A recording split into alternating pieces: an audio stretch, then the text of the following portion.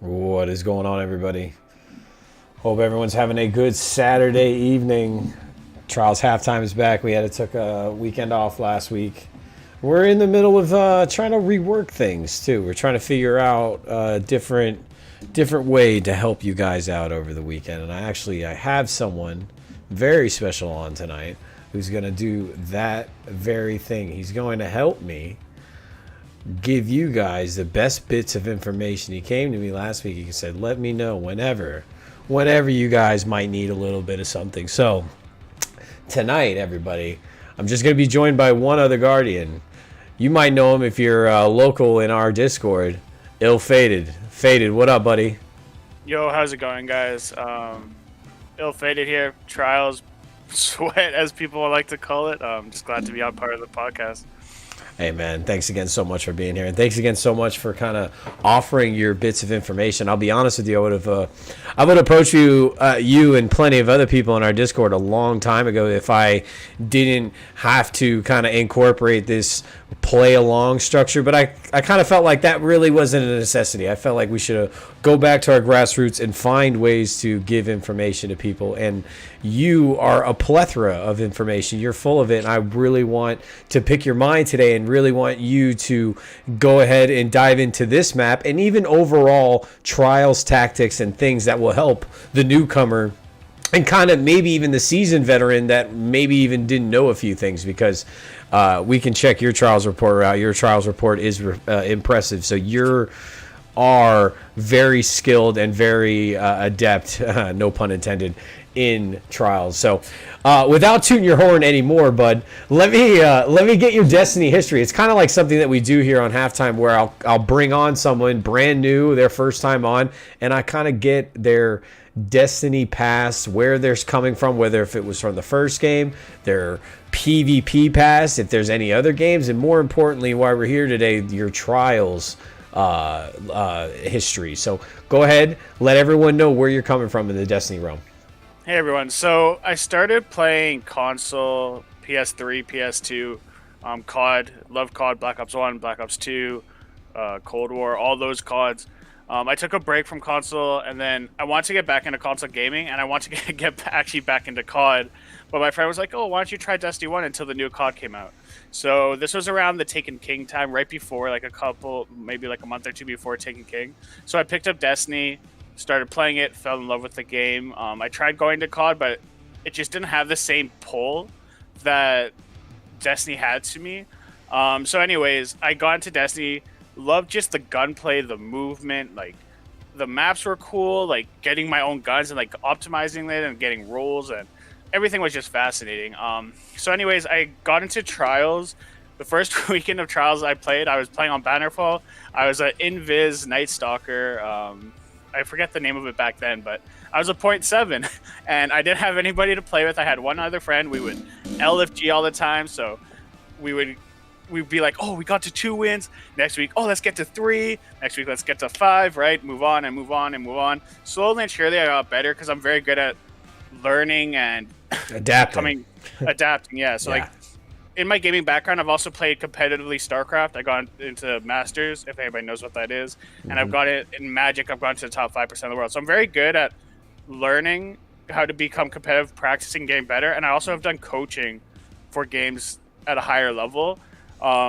So anyway, so I know how to look at things and how to improve, and just strategies that I make are going to be good and going forward, and how to adapt. So anyways, I constantly got better and better and better. So by the end of D1, my KD was roughly a 1.65, 1.7. I was doing carries, helping people out, and I had probably 500 to 1,000 flawlesses. Because D1 back then, Destiny Trials Report didn't track it properly. Like, if you got one flawless a week, it wouldn't count your other characters at times. It wouldn't count how many times you go on a character, right? It wasn't pristine as it is now. It was a much more rough beta thing. So anyways, then Destiny 2 came around. I played Trials of the 9 for 8 weeks, hated it, couldn't stand it. It was just everybody was sitting in the lane, miting. I couldn't be like, Destiny makes me feel like a hero, being able to 1v2, 1v3, have these strong abilities, strong weapons, but basically the beginning of Destiny 2 nerfed that and made me feel weak, made me feel like, oh, I need to rely on my buddy, and like my skill set was diminished, so I stopped playing. And then I came back to the game to grind out for the Not Forgotten. Got that when it was like super sweaty 4v4. We would play against like ZK Mushroom, Pure Chill when they're all still on console, like all the time. Like it was just nuts. It was fun times. Loved it. Missed those comp days because like that's when comp was like at its peak. You would go in, sweat your balls off, get your guns, yada yada yada. Then I quit the game again because I was like, well, I got Not Forgotten. There's nothing else for me to do. PvP, yeah, is fun, but like, meh. Took a break. My friend's like, Faded. Trials is coming back. I'm like, oh god, baby. Like actual Trials, and like he's like, yeah, man. And the meta is almost like D1. So I'm like, I'm coming back. So I came back a week before. So I played Trials Under Light with the hard light in the hard light meta. But anyways, I'm back. I have roughly between my two accounts like 250 flawlesses on each. One has like 270, one has like 180. I do carries. I sweat. My KD's around a 1.9, 2 KD, depending on what it fluctuates. And yeah, I used to do sweats a lot, like, but now I just got tired of them. I just like doing trials with the boys, with the clan, chill trials. So. Yeah.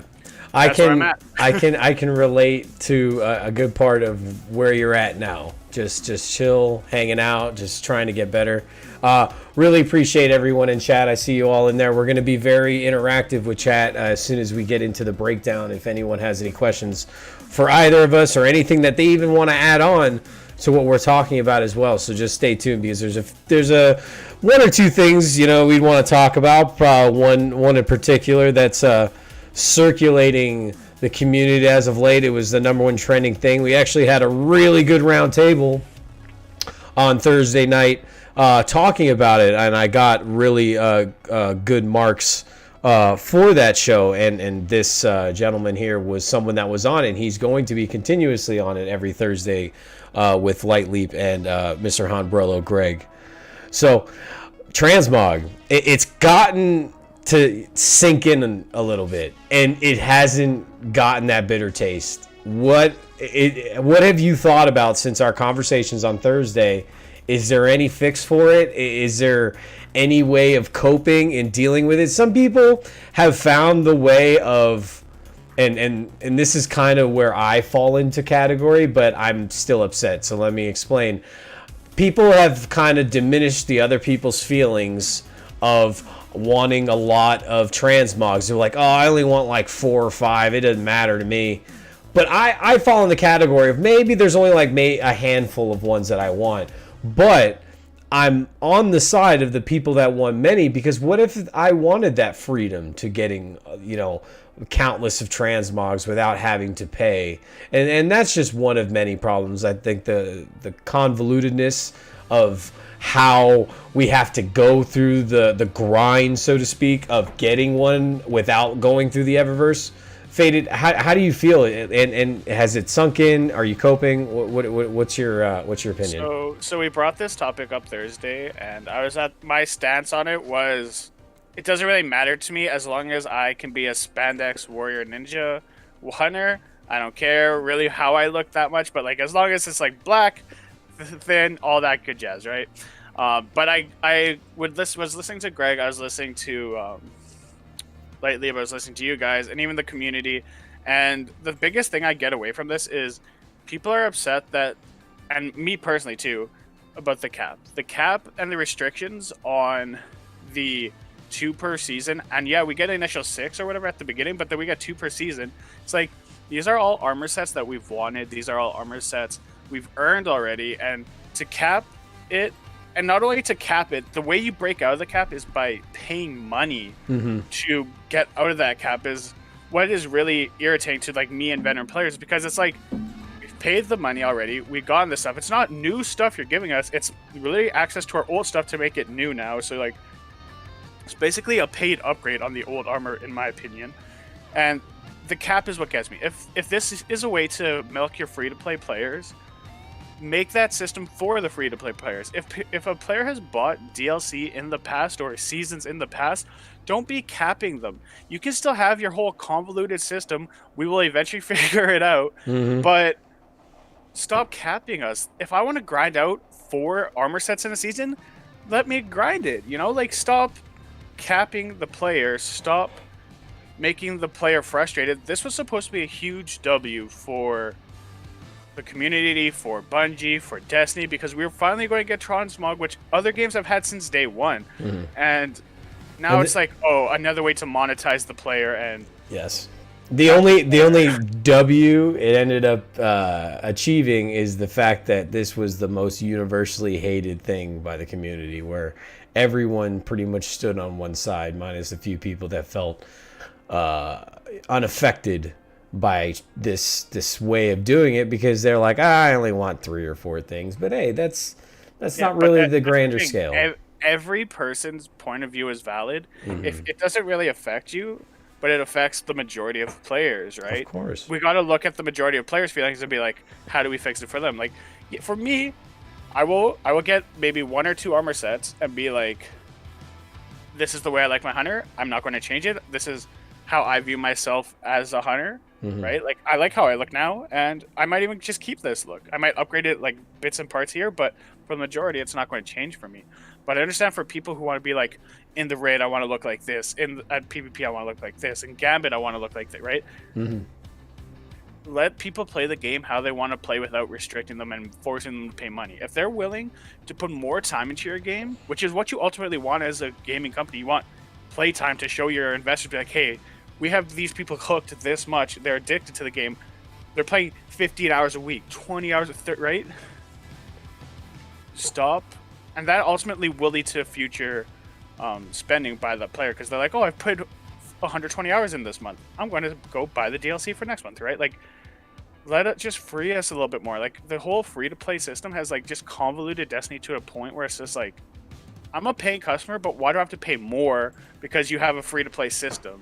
Yeah. Let me pay for the full game and let me just go ham. Let me go full throttle into everything, But hey, Human says something interesting. It's actually the same loop as Guardian Games. Get a currency by playing, buy a bounty. The bounty drops something. You go back to the tower and turn it in. And be it as it may, I don't think we should be doing something like that for something as lighthearted and simplistic as Transmog. That's just where I view it after playing games. People have already mentioned in here Diablo 3. It's very easy. It's just going up to a vendor in town and paying a currency, and that's about it. I don't get why it has to be this way. It's just my personal opinion.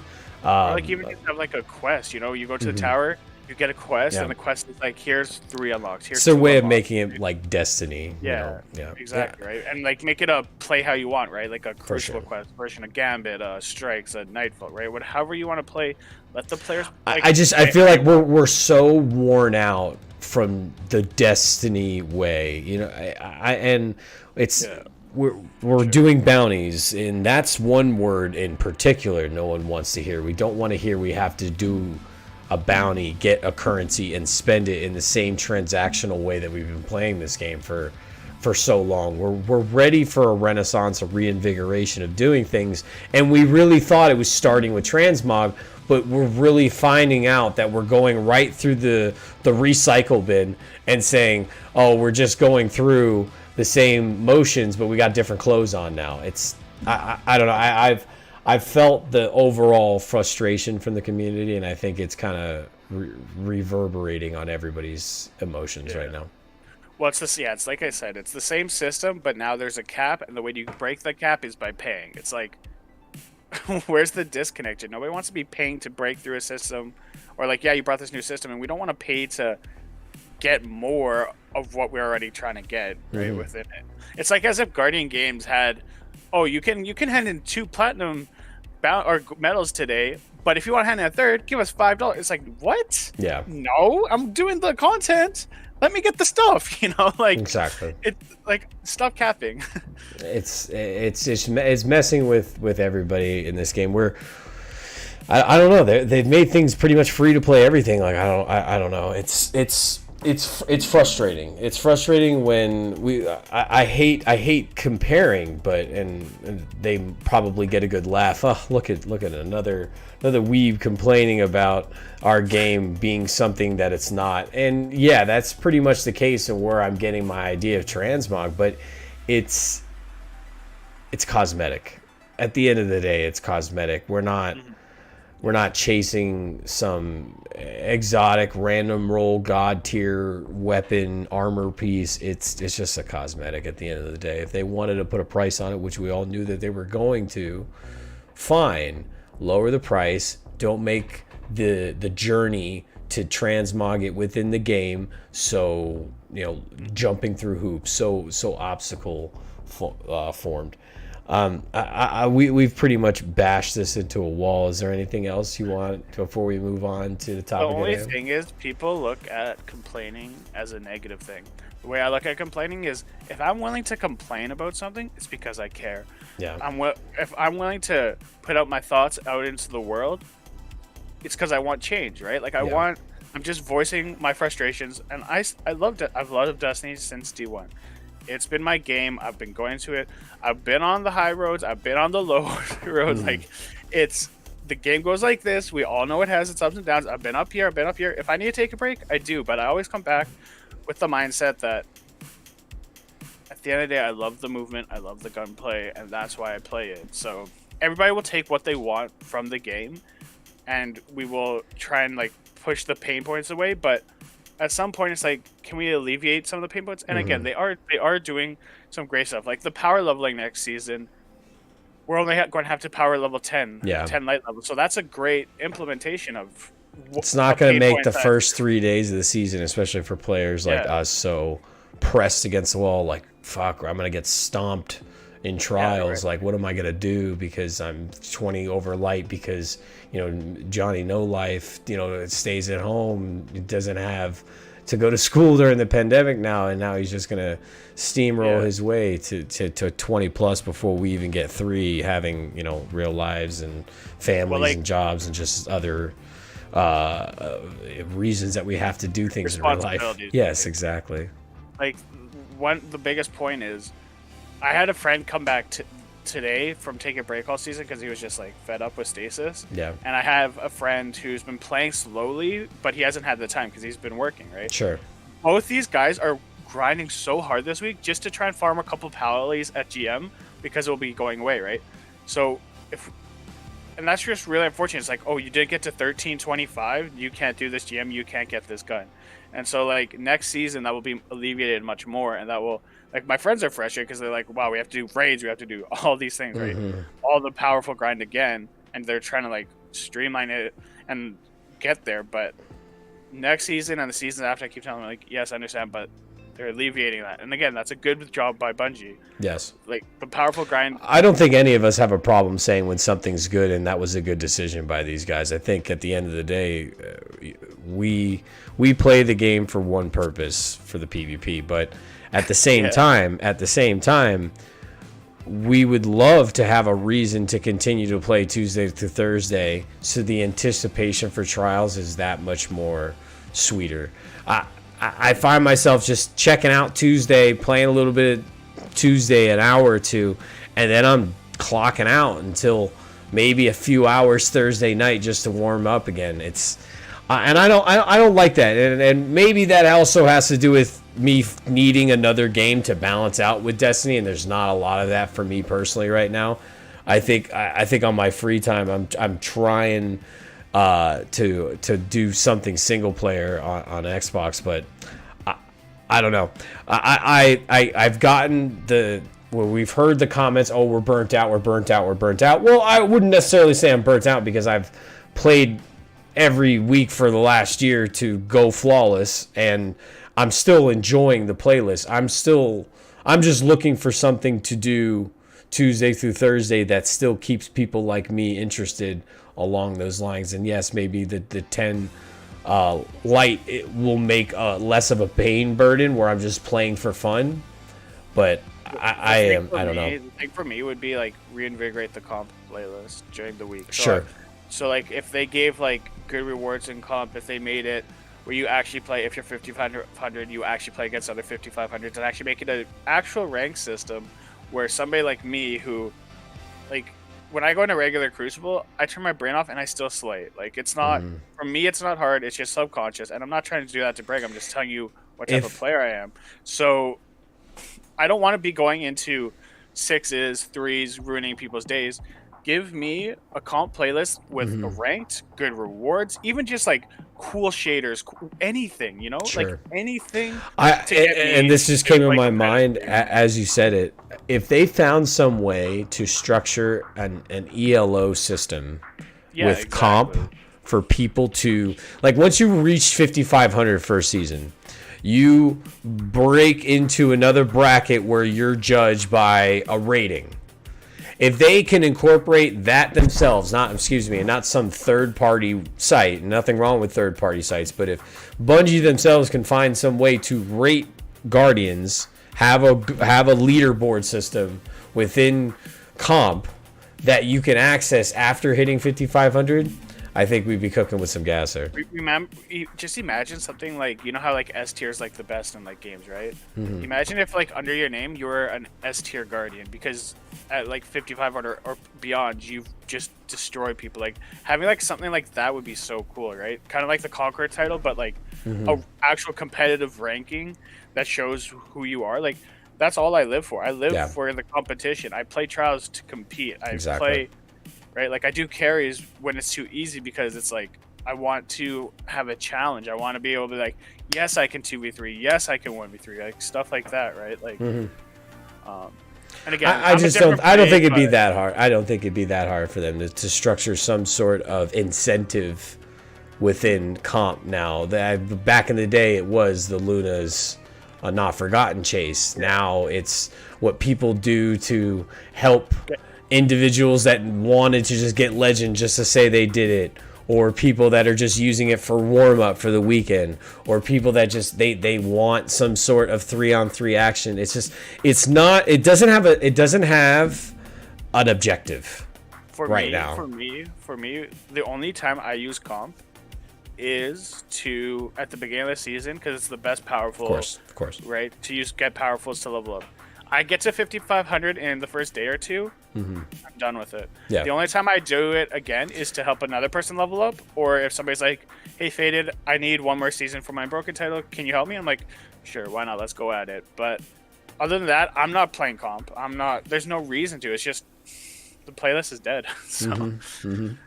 Like, you could call it the legend leaderboard. There's plenty of cool things they could do to give people an incentive. Like, once you hit 5,500, like, there's no regression system. Like, you're now in a different bracket of play. You're judged on a different rating system. I'm sure it's not as complex as maybe some might make it think. Games like Overwatch do it. Websites like Trials Report figure out an ELO system. It's very plausible for people like them, but whether or not they have resources available to it, I guess that's up to a different conversation. So let's go into the Trials Report so far this weekend. All right, we currently have the rewards, not too bad. Messenger, the pulse rifle, at the 3 wins. The 5 wins is arms, the 7 wins is the chest piece, and the flawless is the messenger adept. And we haven't had that in a while. I think it was one of those off weekends, if I'm not mistaken, when it did come back, and then because of all the win trading fiasco, they ended up turning it off, so people were pretty upset. The numbers right now for the total outlook are actually surprisingly low, considering the last 2 weeks. They're only at 118,000. I'm actually a little surprised at that. I think around like this time last weekend, it had like 30 to 40,000 more. Rewards play a factor. Maybe Javelin being the map again could play a factor into it. But I don't know. Faded, is there anything on the numbers right now kind of got you questioning what's going on? The numbers for this week, like the numbers have been for the past couple weeks, other than like the hand cannon week, but they've been starting to go down. The reason for that is because it's the end of the season. People are getting tired. We've already had the Adept Messenger. We've already had the 3-win Messenger. So the people who've gotten their roles, they're satisfied with it. They're not playing. Also, a lot of people in the community, when they see like a map like Javelin or Endless Veil, like these are like top tier sweat maps. So like people always have this perception that, oh, all the sweats are coming out because it's a sweat map. Yeah. So a lot of casuals will stop playing.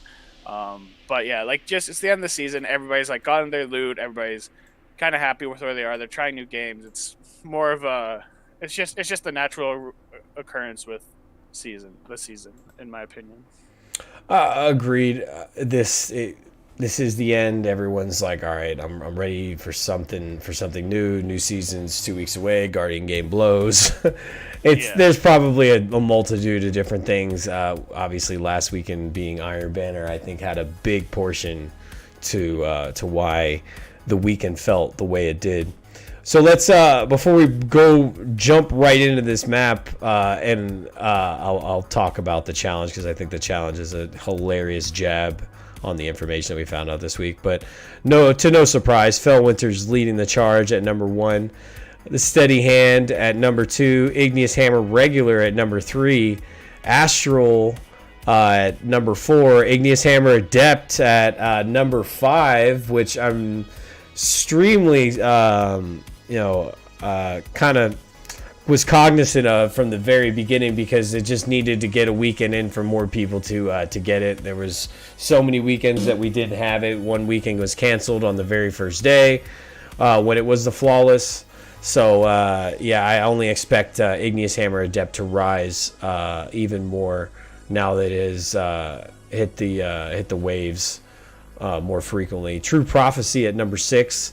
The Deadman's at number 7, which has slowly been finding its spot within the top 10 each and every week. Bastion, each and every week, it surprises me. Adored, and then Frozen Orbit, which is my favorite snipe right now. It's what I'm using. I have not been able to get my hands on a Far Future with Quick Draw opening shot yet. Some people have been saying that has been their kind of diamond in the rough. Frozen Orbit has been the closest thing to a scope like Revoker, but fires like Beloved. That's just how I'm falling on that spectrum as a sniper user myself. It's definitely been a nice breath of fresh air on this season, the Frozen Orbit, and kind of push away from the door. Go ahead. For me personally, I liked the Frozen Orbit when I got it. I have a couple really good rolls. I have like moving target, quick draw, moving target, snapshot, no distraction, snapshot. So I've tried them all. They're all it feels like a really good sniper. When I got the Far Future, yeah. So when I got the Far Future with quick draw, my mouth dropped because I was like, they nerfed the aim assist, but like it feels like I'm shooting a refrigerator at somebody's head. Like I'll be off to the left, hit him. I'll be off to the right, hit him. Quick scope, hit him. Like it's just the gun for me. And the main the main perk is opening shot. Like when you have opening shot on a sniper, it feels like old Revoker. Like it's just absolutely nutty. It's my favorite sniper. It's the sniper my go-to when I am sniping in Trials. I have been maining Shoddy, but like when my team needs a sniper, I put on a sniper and I can hit snipes just like anybody. But yeah, I personally like both. Like all the snipers are great. I just except for the Adored. I can't stand the Adored. that gun for me is just. I liked it because of the snapshot, but I don't know. I realized how much it wasn't really my sniper that I wanted to use after I got my hands on the Frozen Orbit. I'm still waiting on that quick draw opening shot Far Future. I turn in my umbrals every day to try to get something, but I still have yet no luck. Is there anything else on the top 10 that you want to point out or mention? So with the top 10, this was just the overall. The Deadman's Tale in particular, it says it's number 7, but if you go check on PC, it's number 3, and then on the other consoles, it's not even in the top 10. The reason for this is Deadman's with a mouse is insane to play against. If you guys play PC Trials, and I have, non-cheaters using the Deadman's is so hard to play against because they're hitting every shot. They're they're hitting it from across the map in the air with Titans, Lions, Ramparts, flying around with the Warlock. Like the movement that you get, and also a big thing people don't realize with the Deadman is you don't have to ADS in medium range fights, so you have a faster time to kill than what the meta is 120s. But you also get your radar still because you're not ADS, right? You're hip firing, so you have your radar, so you get more awareness. And also, if you see a Guardian at the same time, the Guardian has to ADS their steady hand, where you don't have to. So you can just start firing and you're hitting your shots, where the other Guardian has to like aim their hand cannon and shoot, and they still have a slower time to kill. So that's why on PC the Deadman's has been like dominating, whereas on console it's not as easy with like a lack of movement on controller. Sure.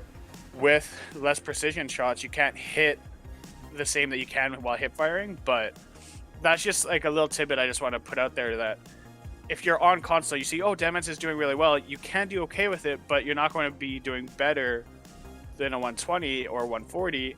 Whereas if you're on PC, pick up a Deadman's, you go to town with it. Your kitty is going to go through the roof. So because like that gun's broken on PC. It's cool that to see that gun kind of shine a little bit. I'd like to see things change up, and I agree with you. There are select few individuals that have picked up Deadmans that I've personally gone against, where I was like, damn, I can't peek that, almost as if like it's a good sniper, because the flinch, it's almost like preventing me from moving. I felt like I would see the shot, 2 would get to me before I even can make a reaction. By the time I'm starting to move out of the way, the third bullet has already killed me. It's definitely made me want to almost reconsider a gun change, but I don't know. I'm pretty tight to my racking, as most of y'all know. So let's go ahead and shift scenes, and we're gonna go ahead and jump into this map. Let me pull this up. Alrighty.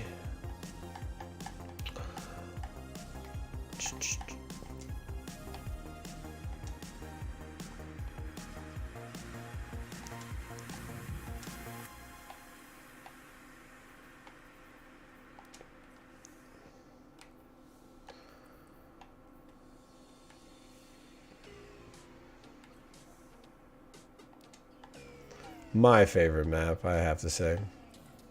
Is it your favorite map? I think it probably has to be, because like this map punishes a lot of bad players and bad plays, and it really focuses it on your positioning and team play and rotating and making logical and precise plays. And if you don't do that, your team will get instantly smashed. So I definitely like it's a high skill intensive, high skill ceiling map, and a lot of people might not realize like some of the angles you might think you're peeking angle correctly, but just by like hugging a wall, like you'll cut off some of the angles you can get shot at and stuff like that. I have felt like I've taken some of my sniper angles and I have like perfected them, where and sometimes even questioning some of the snipes that I'm hitting, and I am on a controller, and I truly feel that there's some shots I'm hitting and people are like, damn, they probably think I'm cheating. It's they're few and far between, but still. Before I give Faded the floor, I'd like to give a rundown on kind of like what I'm doing and what are my looks on this map, and where my tendencies are, where I'm running on. I'm typically going this way on spawn. I'm hitting my head on the ceiling to kind of quicken my movement. So, at the very first round, what I'm doing when I spawn on this side, if I see no one at the very top of my radar kind of hinting to me that they're around this corner and I'm having to look straight, then I will peek across and I'll look at this angle. Faded, do me a favor, go on the staircase and give me that head glitch over there. Yeah, there's a nasty one right there. There's usually a nice little sniper right there. You will two-tap me. My resilience blows. And over on top, people typically will either be on the stairs at that tiny head glitch, or just jumping up or sliding across. So these are a few looks. I will warn you, this look peeking across the corner, it is a high risk, high reward. Sometimes they'll get the first look on you. Other times you'll be able to catch someone off guard, either if they're looking in a different direction or, hey, you just got a better shot. So I will say... Stay there. So yeah. With Wolvie saying he likes to push here for round 1, right? He is saying that this is a high risk, high reward, because when he's pushing here, he has to be worried about the left hallway. He has to be worried about people pushing there. He has to be worried about somebody here. He has to be worried about a sniper in this general area. But then he also has to be worried about what me and my team like to do on this side. Our sniper will generally go to this spot here because they will have the angles of the next 2 doors. And then if they need, they can turn to the right and snipe this B. Me and my teammate, who we won't have a sniper, my teams usually we run 1 sniper, 2 hand cannon Charlies, or 2 hand cannon fusion rifles, whatever mid-range special you like to use. We will, if we know somebody likes to push this angle, we will crouch around here. So when they push out, we can team shot. Mm-hmm. But also, if the other team likes to be aggressive, we can slide here, crouch. We'll be off radar. The guy will peek, and then we can slide shotgun him right here, right? So when we'll be saying it's high risk, high reward, he has so much view of our spawn, because this spawn on this side, the staircase spawn, has a lot more open space than the other side, but he's also can get hit from 3 or 4 different pushes that he also has to be thinking about at any given moment. You're in the wide open. It's the wide open range. It's a dead on straight shot. So what I try to kind of tell myself, if I don't win that engagement, or if I don't feel like I need to always look there, because the best thing I can tell people, be unpredictable. If you have something that you're great at, by all means, continue doing what you're doing. But the one thing that some people tend to do when they're getting stopped 1 or 2 rounds, they'll continue to beat their head in the wall and do what they've always done. And being unpredictable is part of that. So let's say I've lost 2 rounds at this spot. What I'll do is I'll jump over this top end, and I'll see if I can get them at that little head glitch on that stairs right there. And typically they'll feel like, oh, I got him 3 or 4 times. Why not peek there? So it's just another look. Before I switch over to the other spawn, do you have anything over in this area? No, I'll when you can show your sniper lanes, and then I can show how I play. How I play both sides with my team, and then I can show the insane angles that you can get on this map that will help people. Anyway, so yeah, show your. So coming from this spawn, I'll be coming down this hallway and going down the same rule of thumb. If I see no one down this hall, great, awesome. There is a nice little peek down this lane. Someone will either be on top of that box right there, or just hard scoping right this lane. So here, this is probably my favorite spot on this map, because I've kind of put a decent 1-2 maneuver with myself on maintaining shots. Be careful though, because some people are very good at counter sniping, and they will pick you across just where Fated is. Fated, go all the way to the back, to the spot all the way in the back, because that one's a little tricky. Yeah, that one, you got a hard line, hard sight, and a very tight window to hit that headshot at the very end. And you're kind of in the open a little bit more so than they are from that angle. So that's one angle on this. So I'll put my back against the wall, and then I'm looking over at the heavy. By the way, heavy, it does spawn there. I have it on Rumble, but that is where heavy spawns in elimination trials as well. Last time we did this map, I said I'll put my crosshairs at a line of sight, and I'll work left to right. If they were crouching just like he did, I got another one. See that dirt in the wall? That's where I'm putting my crosshair for a headshot if they're just crouching. And then I raise it up right at this corner, and then that's my line of sight of where a head is, kind of like shoulder length. Find your own little areas on maps. Playing a map over and over again, you'll get comfortable with it. Find those areas that you know that if a Guardian turns a corner that's not a sliding one or crouched, that's where their head's going to be, and kind of make that your home base target for where you're looking. It's helped me tremendously in sniping when you can find areas that you're comfortable in and make sure that people come to your sniper lanes and you're not fighting in other people's sniper lanes. One rule of thumb that I have on this spot is hug the wall so you're not countered from this angle, because if you're sniping this and someone's looking on your right, you're just a dud. You're a dud. And same deal, if you're looking down this angle, make sure that you have your left flank covered. So if you're looking down this one, I say you back up a little bit so you are a tighter window, and hug the Javelin from the back. And then if you want to angle in and look at the heavy, put your back against the wall.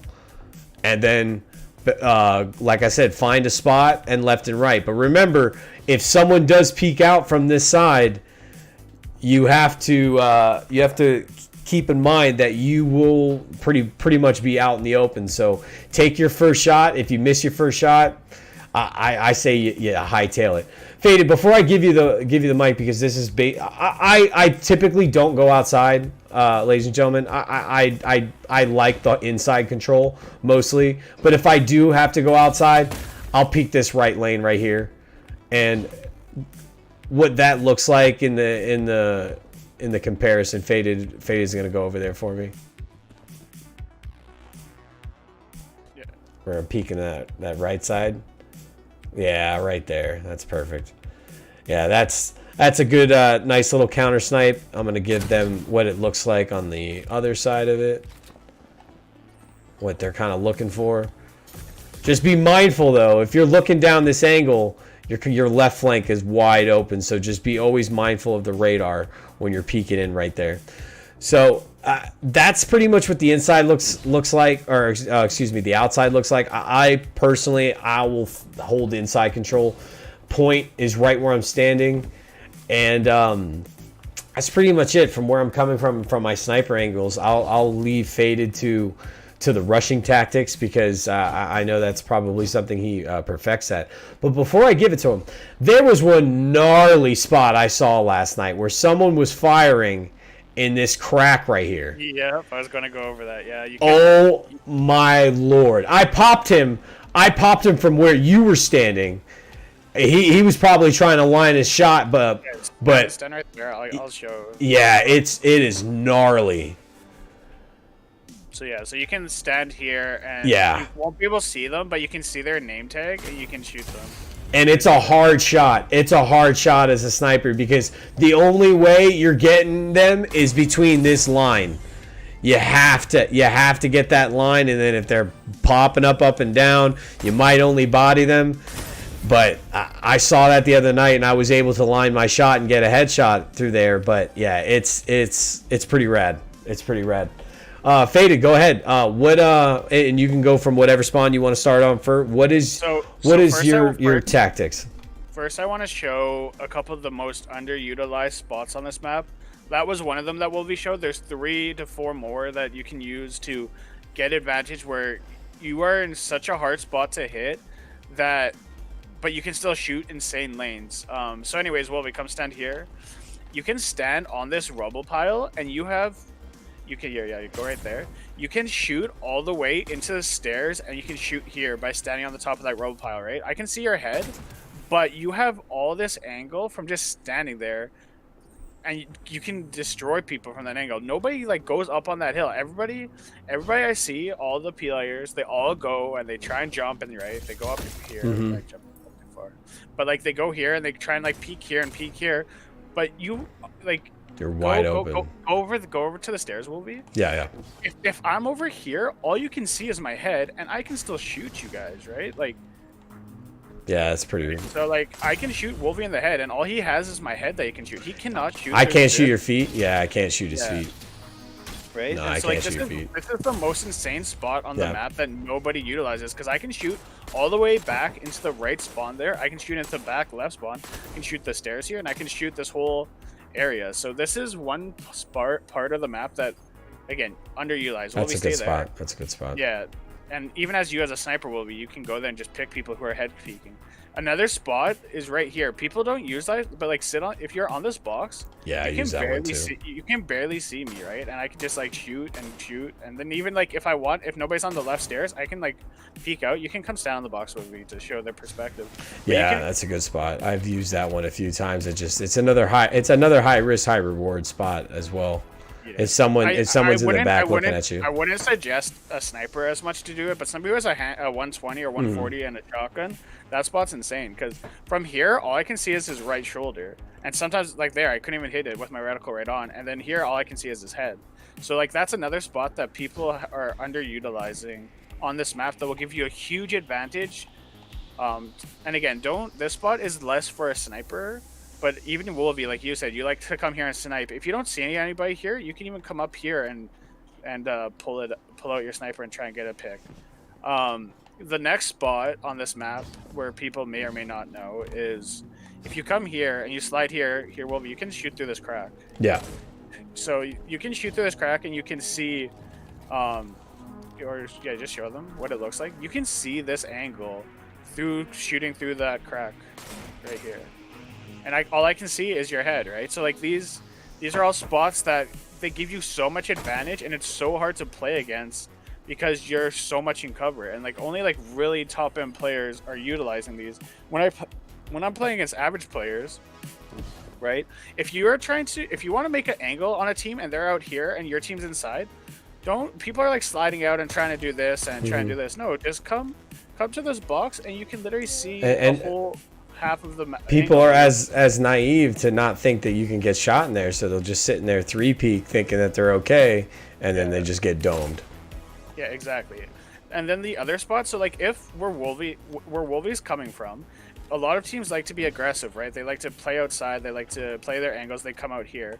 So one thing you can do, especially if you're a sniper, you can come here and you have this whole angle where you can see the left or see them pushing through, but you can also be back here, jump up on these boxes, and you have the whole lane that you can just snipe them from while crouched. Let me show them that one, because that one is another gnarly one where it's just your head. Yeah, that one. Right? Yeah, it's just your head peeking out like that. Oh, sorry. No, it's okay. It's okay. But yeah, so like if you want to show them just what you can see from the spot, will be like you can also do the crouch thing where you crouch and then you aim and it like does the perfect head glitch for you. But yeah, just come back here, Wolvie, and you can like sit on these boxes. So like if the team likes to play outside, you can just like have your sniper jump, sit up here, and just pick them off one by one. I do it all the time to people who are constantly not willing to play inside angles. Along with that one here as well, if people want a little bit closer, but what that looks like from the POV angle of the snipe. Yeah, and like all I can see is the red glints, and I can barely hit your head. Like this is on your red. Yeah, I have to stand up for him to hit me, and then it's just. And like again, right? Like it will be like if you're just hard scoping, and then I'm just like running through like all willy nilly, you can just dome me so easily. Exactly. So, and that's like another thing when you're playing outside. If they have a sniper, you have to watch for that spot. You have to be cognitive of that spot. But yeah, like those 4 or 5 spots on this map are absolutely ludicrous angles, and you should definitely play them more. So we'll start off, I guess. I was gonna say, what are your rushing tactics for like our shotgun users? Like, where would you lead us? Where would you lead us if you had a good lane to rush in? So my role on the team is usually to get angles, to throw our team or the other team off by hitting from awkward angles and stops. So what we do with our team, like I said earlier, we usually have 1 sniper, 2 shotguns on our team. Our sniper will come up here usually, and he will play this angle. So this angle here will cut off the left and right and the jump up, right? So and we usually have our best player for the most part having a sniper. But for me as a shotgunner, I like to come here, and the 2 angles I like to go through is I like to go through here, right? So I can go here, I can slide, and if they might be outside challenging, I can challenge here. But if they're head glitching, like I said, I go up here and then I start doing pick shots, right? And once pick shots are taken, and once they have to like start backing off, then you start pressuring them going forward like this, right? You start pushing up, you start doing this. But the other lane, as well as a shotgunner, that's really good is, again, you can come through here, go on the other spot I said, you go into this box, and you can shoot them. Or as Wolvie was doing with the sniper, but I do it with a hand cannon, I just jump up on this box, and now I have their whole backside here.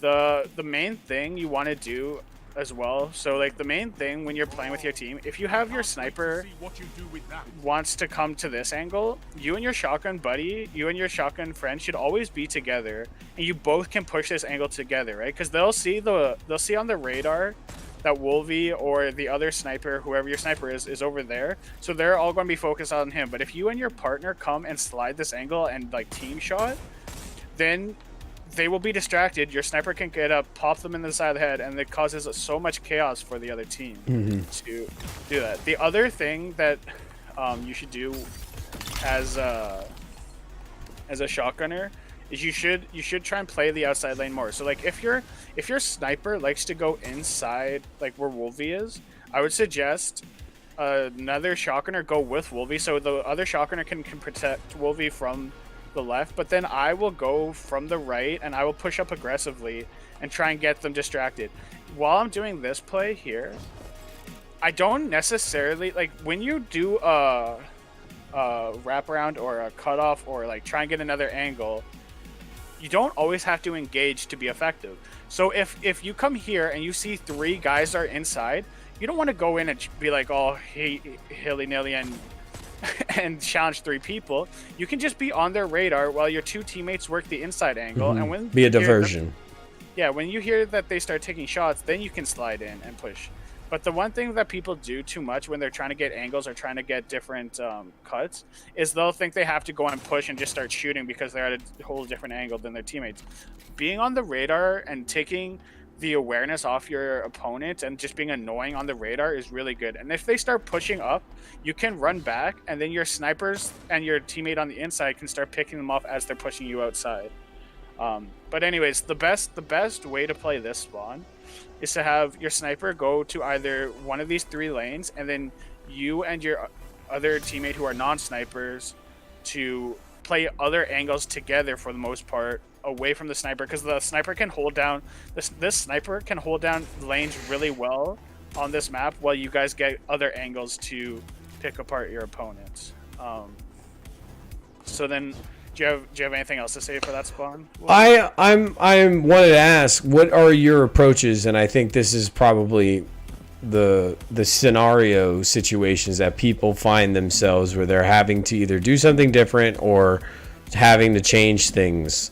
The 2 situations, one being heavy round and a B being point, if it has to go to point. And what would you recommend to the viewers as how do you approach both those situations? So when it's heavy round and point, both point is right here and heavy round is right here, right? So the way that you want to play both those rounds is you want to play inside. You don't want to give up inside to your opponent. You want to try and find angles like in Diamond Door that, but you just want to be able to get inside. If you spawn, say here, right, and your opponent is super aggressive, you can always back up, rotate, and your team can now go through hallway, right? You can make a long rotation that you're mostly safe from, and then you can like get angles here. But you don't those heavy and point are so advantaged for the middle that it's really hard to break out. The best way to break into middle on those points are you have to have one of your teammates roughly on here, so they're always pinging this radar, so that they always have to be worried about just like your whole team aping in. And then you want somebody to be pinging the radar roughly like in this area, like don't stand here, but stand more here just to ping the radar, because this person wants to be able to push in mid if they see the opportunity to. And then you want your sniper, which would be like you, Wolvie, when you're trying to break into the inside when they have it locked down, is stay off radar, come all the way around here, and try and get picks from back left. You can get a pick here, you can go here, you can slide up, you can get the angle on the bridge, but That's how I generally try to break into point, is use 2 people to mess with their radars and then have the sniper come off radar to get angles, while because like a lot of the time, right, you'll see people 3 peeking on this pole, you'll see people 3 peeking there, you'll see 3 people 3 peeking there, where and a sniper, you can just come and pick them because they're watching your guys in the middle of the heavy pole over on there, right? So there's definitely ways that you can like go off radar on this map, and like taking the long angle all the way around is one of them, and it helps your team so much, especially like those are the 2 most important rounds, right? Heavy can like swing this way of things, and that's what it's meant for in Trials, but also point is to win the game or win the round, right? So you got to find ways to break in, and the best way is having somebody who's off radar snipe them in the side of the head while they're I want to point out and kind of like help teams to think that if you have a situation where you're either down a few rounds or you have a clear avenue where you can farm a little bit of your super, elimination is big on super. Utilize and take advantage of the moments that you can where you can farm a little bit of super. It's a 3-on-1 and you got this person trapped and they got nowhere to go and they're just sitting there waiting for you guys to come in and through the diamond door with a shoddy. Chill out a little bit, let it farm a little bit of super, and then find some way to force them out if you have to. I've won a lot of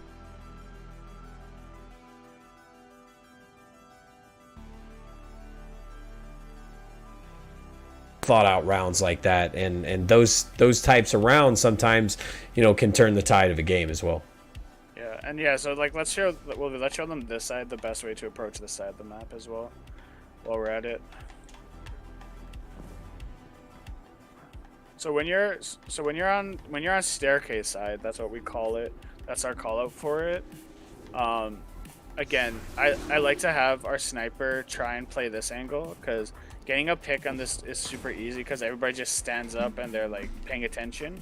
So usually our sniper will come here, and then your two hand cannon shoddy players, or hand cannon fusion rifles, or whatever you use, the close range players, either push this angle like this, right, and then try and get angles on the right.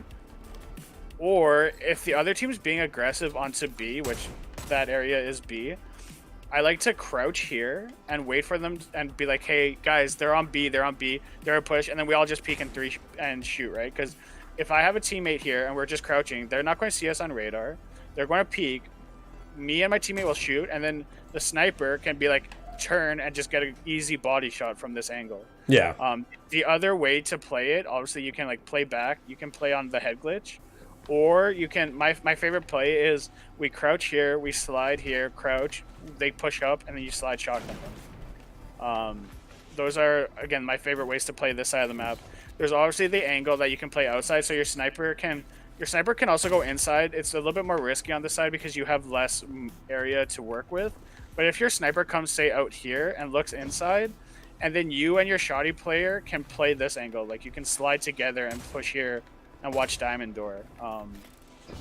But yeah, like this side has a lot more space, but the other side has a lot more angles that are more devastating. So that's basically how you have to look at this map when you play it out. And you have to like, and again, playing for mid is the most advantageous. But if you're playing, say, against like a bunch of Bastion users or fusion rifles, which a lot of players like to use on this map, I would suggest playing outside more and having like play sniper lanes, because Bastion on this map, if we slide here, a Bastion can hit you from like anywhere here where you cannot kill them in time. Same with a fusion rifle. Fusion rifles can hit you roughly from the door, and you're putting yourselves in harm's way. Mm-hmm. Another thing I would suggest, and a lot of the community is all hyped on in 120s, if you like to play aggressive on this map, if you like to play inside on this map, I would even suggest putting on a 140, because this is not a 120 lane, right?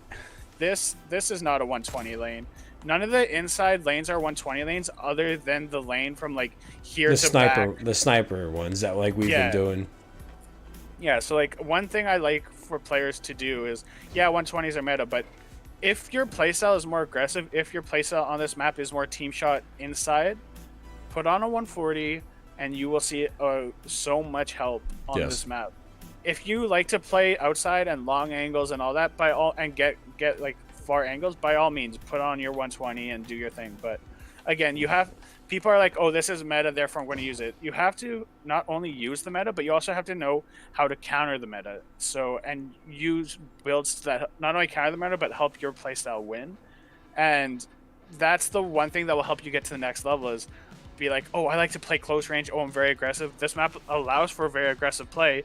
How about I use a last word shotty? Or how about I use a 140 fusion rifle, right? And you can use different weapons that aren't meta to find ways, especially on this map, because this map plays so many different ways. There's long left angle, there's inside B, there's inside mid, and all these have different ranges. All these have different advantage points that you can get from that help you win games. And that's why I love this map as well, because not only is it a sweat map, not only is it like everybody's favorite map who plays it, it is because you can play the way you want to and find ways to succeed if you execute your own game plan and your own well thought out strategies by doing so.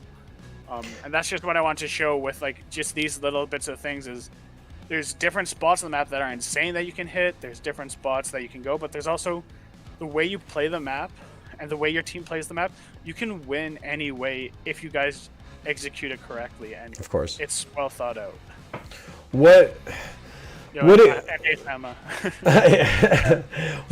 exactly are you having to change now, coming from myself, also a console to or PC to console player, and you know, bouncing between the two, are there things that you do differently on this map and approaching wise when you're on PC and when you're on console? Yeah, so with PC, the map and PC Trials in general is dominated by, like I was saying earlier, Dead Man's Tail. So Dead Man's Tail will beat you at ranges. Dead Man's Tail is better than a 120 when you have a mouse and keyboard.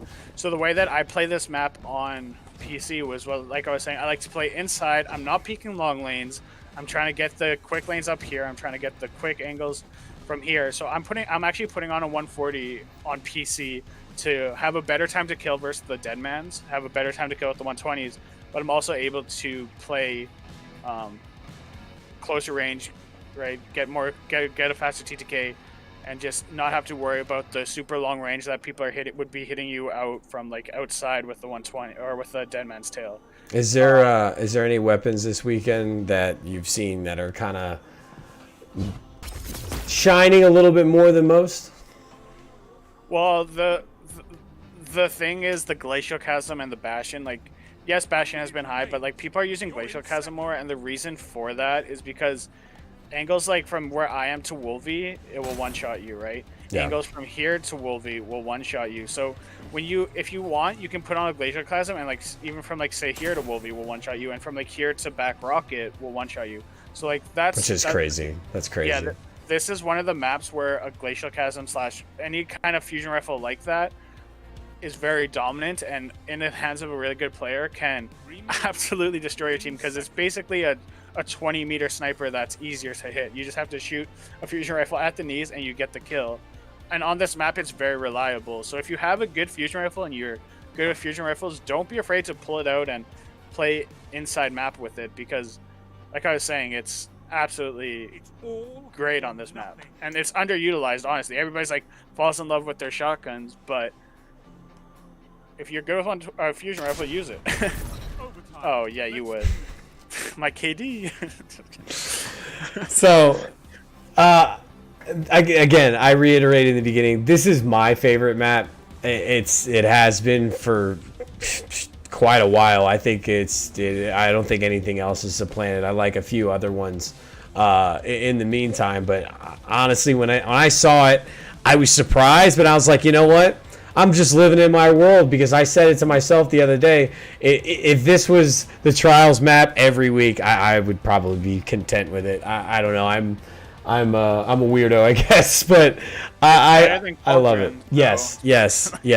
Anything's better than Cauldron. It's the reason they put in a Twitter vote of what map you want, because They need to find some way to get the player base more involved with the map selection. They need to, obviously, the clear elephant in the room, make new maps, 3v3 inspired maps, trials only maps maybe.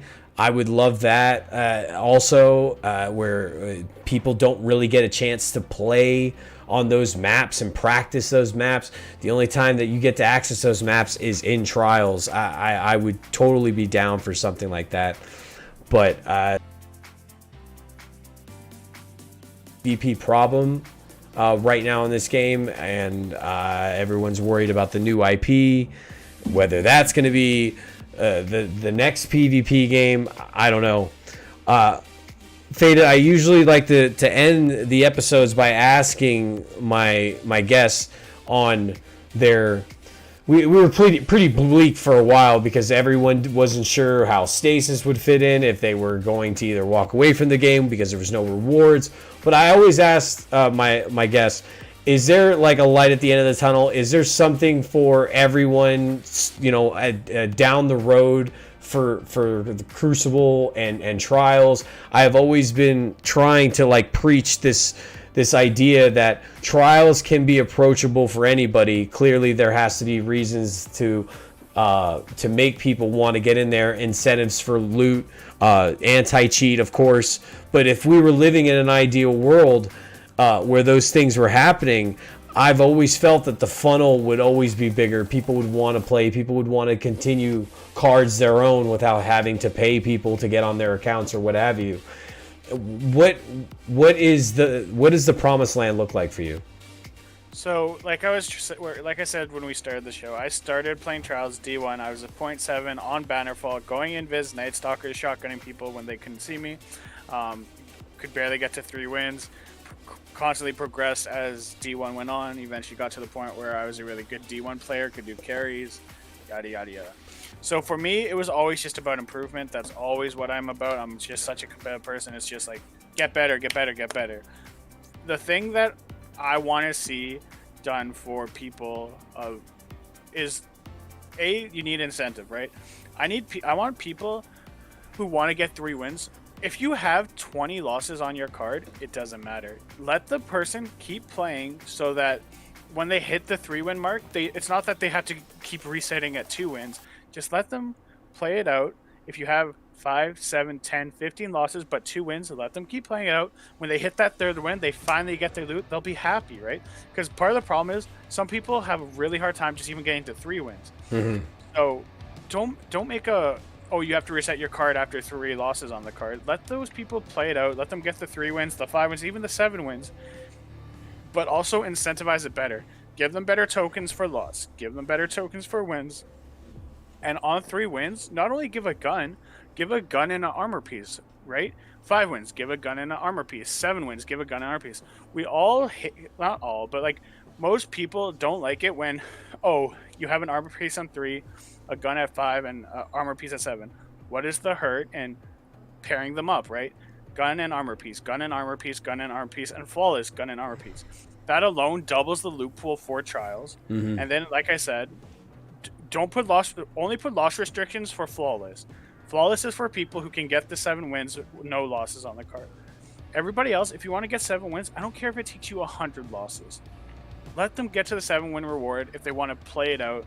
Let them get that, because why have over the course of 6 cards they have 7, 8, 9 wins, but they don't get any rewards for it? And also on top of it, they're not getting the token payout because the token payout is shit. Make the token payout just like Iron Banner. Wins you get 5. Losses you get 3. Double up the 3, 5, 7 and flawless rewards into an armor piece and a gun, and only take out the loss restriction if you're trying to go flawless. If you're trying to not go flawless, have 100 losses on the card. But if you get that 7th win, you finally get that gun, you finally get whatever, that will keep people playing because they'll be like, man, we're at 5 wins, we can get 2 more wins, we just got to put more time of it. Yeah, it might take 10 more games, but we can get that reward, right? It's not, we got 5 wins, but now we have 3 losses on the card. We have to restart our whole card. We have to get all the wins again, and right, like it's just a frustrating process, right? So if you've been playing since they've restarted this, you've been playing it for a year now, and you've probably asked yourself, why are they so afraid of generosity? Why are they so afraid of returning to old, where people got loot for just completing the match? And sometimes they got lucky, even if they lost, that they got one of the legendaries. I don't know why that formula is just so terrifying for them to return to. We have Crucible drops, right? The Frozen Orbit, the I don't remember the other ones. I'm forgetting them right now. But you know how we have the 3 Crucible weapons? Mm-hmm. Oh, the one of them's a pulse rifle. We're not even getting those drops from Trials, but Trials is Crucible, so like, give us a chance at those drops at the very minimum. And like, if you unlock the 3-win award, give us the possibility of getting a 3-win drop after, instead of just like token slamming. Like, give us the tokens, yes, but also like, even if it's like 1 out of 7 games, 1 out of 6 games, give us a chance to get like another roll of, say, if the Igneous is at 3, you got your 3 wins. Anytime you play after that, every game now gives you a chance at an Igneous. Yeah, it's not going to like people. It's just a good idea because people already gained the tokens to token slam. Yeah. Why not at the end of the game be like, here's the gun randomly, right? And it doesn't have to be a high drop rate, but if you've unlocked it, let it drop in after games. Give us the regular Crucible drops after games. Like, why are you so scared to give the casuals loot? Why do I play this game? Not only because it's for fun and like to like play Trials competitively. This game isn't competitive, but to play the game competitively. But also you create your own form of competitiveness. Yeah, yes. Yeah. Like, because it's also like, because I like the loot. I like going after adept stuff, anyway. Right? But like, if you're at a lower skill, you have to be set your sights on, I want the 3 wins, right? And then maybe in a couple months I could get the 5 wins. That's how it was for me, right? I barely got to 3 wins, and then in a month or 2 I got to 5 wins, and then I started losing only on 6, and I was like, man, one day I'm going to get this flawless. I'm going to get this right? But you have to give people that chase, but you also have to reward them along their pathway of getting better and improving, and keep the players in the player base. Like, right now it sucks because I go against people and they're like, oh, can you give me a win? They're on game 2 and they're like 2 wins, 2 losses, and if they lose they don't get their 3rd win. So it's like, of course we'll back out for you, but it's just like, that's ludicrous to me. Like, because people feel desperate that they need to do certain things. They need to pay services. They need to feel that like, if they don't get it done, they're missing out, and that's because why do people pay? Is because they want the loot. Of course. Well, if you make the loot accessible to everyone in some form or another, whether it's just through attempts, whether it's through just like, we shouldn't be still token slamming a year later. Yeah, like, we should. It's so much. Everybody will feel better about it. Even me, I don't need anything. I have God Rolls Igneuses, I have God Rolls Messengers just in my vault.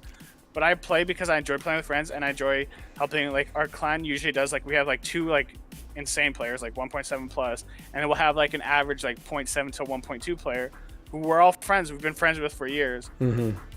And we like we'll pair up, and then we'll get those guys their flawlesses. We'll be like, yeah, you've got your 3 for the week. Yeah, we got your 3 for the week. Yeah, we got. And then we'll run stacked on like PlayStation, on like next gen servers, as you might know, is much harder than regular, because not only is it sweatier, like, more the better players usually for whatever reason have PlayStation 5s or Xbox, a next gen Xbox, but also because they're so limited. You're playing against like people from EU and Africa and Japan. Yeah. So like, the games are just laggier. But I like to go in after we're done like all those, like, go and run stacked on the harder servers to just like sweat my balls off, just have a good time with like a stack friend. We win, we lose, whatever. And that's basically where I find myself in the exact same boat. And it's unfortunate because I feel punished for buying new hardware with the Series X, and you're probably aware of it too when you have a PS5, that if you have all of your fire team on the new gen, it's gonna preferably put you in another game against an opponent full of new gens. So just go look at LFG. You'll see people will be like looking for old PS4, gen only, old gen only, Xbox One, right? And the reason for that is you have 2 players on PS5 or the next gen Xbox who are like wanting to play on the general servers, not just the sweaty, laggy PS5/next gen servers. And it's unfortunate now, because unless I'm with like the 2 other people that I'm very confident and they're on the new gen, I really have to run with someone just to make it worth my time. And that's where people like ourselves we find that we're like, man, like now we're like, shit, where's our desperation? Let's get someone with an old gen in here so we can make this fun again. And it reminds me, and I went to the lighthouse yesterday for the second time, and I was really pissed off because I didn't get a pulse rifle on the second go, and it was just the second go. It wasn't even like anything beyond that. But anyways, I got a really piece of garbage chess piece that was like 57 rolled, and it was just like the same across the board on every stat. I'm like, can you imagine someone getting this? I would just be devastated. On their first time. Yeah, like just devastated. Like they'll probably just be so excited. They got an armor piece. It lights up like, but I'm looking at it, I'm like, man, I feel so bad for you that like that's what you got, and that's just what your experience was like. They need to rework the flawless experience. They're so petrified of the rich get richer.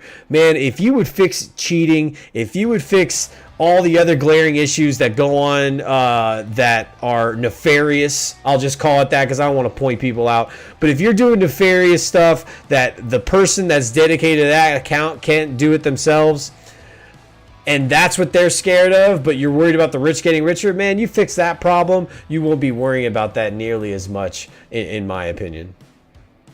Yeah, like Trials, when there's not all these issues and when there's loot incentive is a fantastic. I like the perfect Trials is amazing, right? Like everybody's incentivized with loot. There's no cheaters. You get to go in with your boys. You get to work on getting better. You get to go whatever your skill level is. You get rewarded based on that.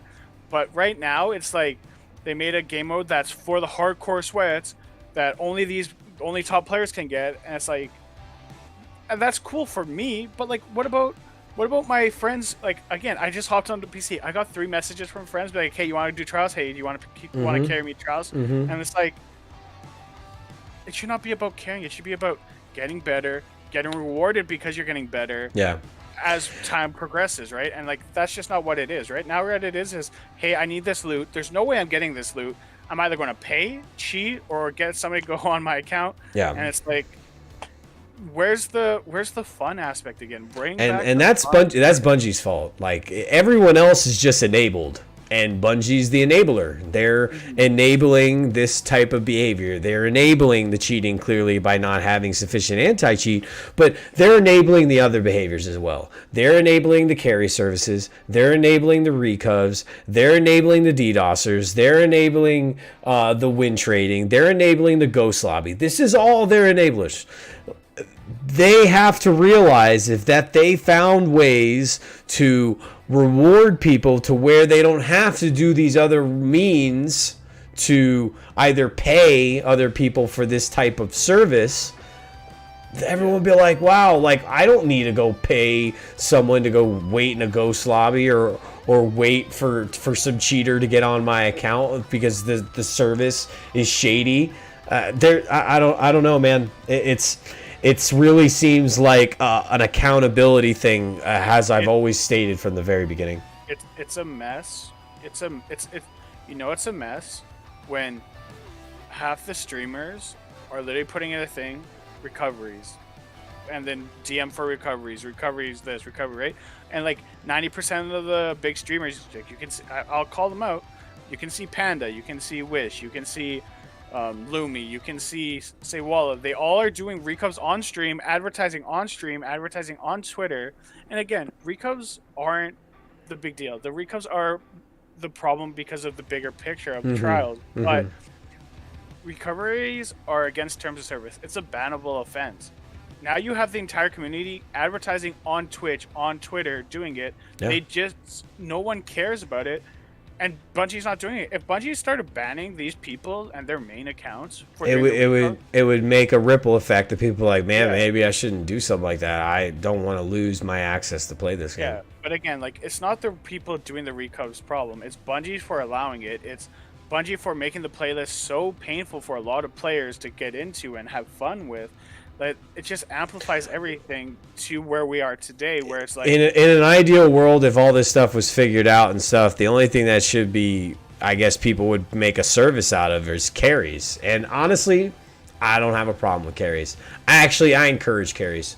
I think if you had to really pay your money, that's what you should pay for. You should pay to be on your account, to play with good people and learn. Fight it out. Earn it yourself. And in turn, the people that know, they're like, damn, I know this carry's going to take a minute, but you could charge a little bit extra now. Now you're not going on accounts. Now you're not getting passwords, getting this and getting that. Now there's a satisfaction from the other person. The other person just did it themselves. And now you could charge a little bit more because you know it's probably going to take a little bit more time to cover this person. Yeah. Again, like carries allows the other people to experience what it's like to play at a high level. And they, again, when I'm carrying somebody or helping somebody, they're still doing work. They still have to either get me and they're learning. Down. Yeah, they're learning. They're hearing our callouts. They're seeing our positioning. They're seeing what to do. And I always will tell them, I'll be like, hey, don't push here. Hey, you're being by yourself. Hey, you're trying to get a pick. You should be team shotting here. They will take that with them because if all they need is to see that one time is to see the person that they're running with to go, hey man, go pop your super right there, and then they wipe the entire team. They're like, holy shit, it worked. Like, and they just need to see that one time of someone of like a person of your caliber to say, hey dude, go that way, pop your super, wait a second, and you're gonna wipe everybody. And that's really all it takes. No, for sure. Yeah. Oh, that's good. Again, man, I can't thank you enough for being a part of this. We're starting to try to find something new to halftime. I'm still part of the goal of this show and this channel was obviously to play PvP games, to highlight, to bring things to light in Destiny and then other games very shortly. I would say shortly, within the coming months when new games start, we're going to be branching off from that. But where the Destiny portion of it was to kind of give the reins back to the people that either felt timid about going into the Crucible or in Trials more specifically. Go ahead, please. One thing I think that you could think of, and if the community would want, like, maybe do like a coaching section or something like on the stream, you know, like go through somebody's replay, or you know how like other people have done in the community, like you could do a coaching section where you like go through somebody's Trials game and be like, hey, you could have done this better, this better, this better. And I think even that alone would add a ton of value to yourself, the channel, and the community. But it's just like something little like that I was thinking of just now. Yeah. And these are things that I've rumbled in my mind. I don't want to make myself seem like some sort of overall guru. I try very hard, and I've worked very hard, especially since Season of the Worthy to where I'm at now on my total stat numbers and trials and everything like that. I just got my 200 flawless yesterday. I just went 52 weeks straight. I need a damn shower. I need to go outside, but I've got 52 weeks straight of going flawless. So I have experience, but where I've wanted to emulate, and especially with this show, is to spotlight individuals like yourself and individuals like I've brought on this show that can bring a touch of the PvP side of this game that people can relate to. There are probably people that relate to me, but there's probably people that don't relate to me at all. And then there's probably a lot of people that don't relate to me that watch tonight and really related to Fated. And that's really all I've ever wanted. I want to find Guardians out there and bring them on the show so that they can say, hey, I like the way that they play. I'm going to pick a part of their play style and add it to mine. And they're basically learning from the show and also being able to take things from it and utilize it in their own game. So we're going to go to the drawing board. We're going to find different ways. We're still going to have the other portions of the show. Fridays are still going to be about the live cards play, and that's kind of where I wanted to take away from the live card portion of this show. Yes, it was great. It was doing well. The numbers were awesome for it. But it kind of just spotlighted ourselves and me personally just playing, whereas I want to bring people like Faded and the other individuals like I brought on the show to give information to help the viewers, to help the people that aren't going flawless every week, and so they can feel the confidence to jump in. So again, we're going to go to the drawing board. Again, Friday will be the same. Thursdays, which last Thursday was a big hit, and this guy right here was a part of it, are still going to be part of the program, part of the network, where we're going to go over the TWAB, and then we're going to talk about the big issues that are either plaguing this game or any other games, because we do play other things out there that are just kind of pissing us off. I'll be honest with you. We're edgy. We're a little edgy over there. So if you want a little bit of edginess to go along with our conversation, check us out on Thursdays. Faded, where can everyone find you? You can find me in the Discord. It's ilFated. You can message me there. PSN, you can message me. It's ilFated as well. I also stream on Twitch. I only stream for when my friends ask, when my clanmates ask. It's ilFated. You can reach me there on Twitch. It's ilFated. Again, I'm not a streamer. I just do it when people want to watch me or want to like learn. And if you even just want like a sit down coaching session, I can do that for you. I've helped lately improve. I'm helping Greg right now improve within the community, so I'm perfectly fine. If you want to dedicate yourself and get better at the game, hit me up. I can show you what you need to start working on, and then there's different levels. Again, I've done coaching. I want people to get better. I want people to have a good time, and the best way to do that is what's the saying? It's you can give a man a fish, or you can teach him how to fish, right? Mm-hmm. Like I forget the full saying, but teaching a man to fish will help him. And then give him the pole, right? Yeah, right? So it's like, if you guys need coaching or any information, or be like, hey, I'm having troubles with this, what can I do? Hit me up. I'm always down to let you guys know how to beat it. There's always a way to beat whatever there is in the game. So yeah, just always keep your heads up and keep trying out there. Yeah, there is a light at the end of the tunnel. I'm definitely still chasing it, just like the rest of you are. It's always gonna get a little bit better each and every season. That's the hope. I mean, if it's not, then I don't know why we're still playing. This is a game that I've loved because of the camaraderie, because of the big plays, because of getting with your buddies and playing trials and going to the lighthouse. My buddy Iron Man, who's been on the show, who's talked with us the last few weeks, we went flawless together for the very first time in this game ever last weekend, and it felt great. It was nice, and those are the moments that I'm still holding on to, where I'm wanting to get my buddies that I knew that could do this stuff that I'm doing, going to the lighthouse, playing trials, being relevant. I know they can do it, and I know people out there can do it. I know you guys out there, you can do it, because what's separating you and yourself watching on the other end of this camera? Not much. You're a regular person just like myself. You got a family, you got a significant other. It's just a little bit of time, a little bit of practice, and then just a little bit of knowledge and a little bit of information. That's really what I've only ever tried to do on this channel and on this network. And again, big thank you to you, bro, for coming on and being a part of this and teaching people and helping people and just being overall big supporter as well. I can't thank you enough, dude. Again, I love the vision of it when it first came about, and I've been here since day one. I've been talking in chat. I've been trying to get to know people, trying to improve or increase my community presence a bit. Again, thank you for having me. And again, going forward, I hope this channel the best. Yeah, dude. Thank you.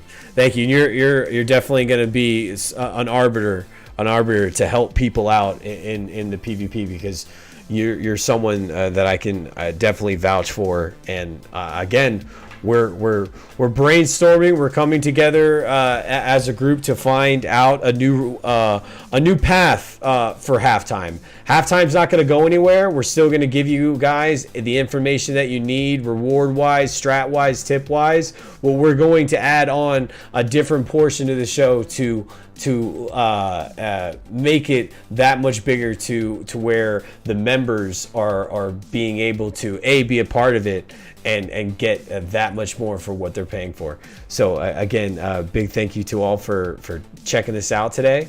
being a part of this. If you're not already, please like, share, and subscribe this. Give Faded a big look. So I big thank you to him again, buddy. So give everyone a nice goodbye, because we're about to bounce out. And again, I thank you a lot for being a part of the show. Again, thanks everybody for having me. Thanks, Wolvie. I'll be in the chat again, like I said. Love Trials, love everything about Trials, and if you ever need help, again, hit me up at ilFated at Discord or ilFated on Twitch. Again, I don't stream consistently, do it for friends. And again, on PSN, ilFated. Just message me, hit me up. I might not have time. Again, I have a lot of people always asking me to do Trials. Even when I play Crucible, they see the flawless gilded, they're like, hey, can you help me with Trials? Hey, so again, I get it a lot. I will try my best to either play with you, help you, coach you. But yeah, again, all you can do is reach out, and I'll do my best. So. And again, that's what this channel is about. It's about helping people within this Crucible in this game, and then PvP and other games in the future. That's the community I'm trying to build. We can be, say things with our chest out, have our moments to give a nice let's go, but at the same time, everyone in this community is on the same team. We're all on the same team. We could be competitive with each other, no doubt, but everyone in this community is on the same team, and we're going to help each other succeed without a doubt. So again, thank you all for being here, and as always, Guardians, stay flawless.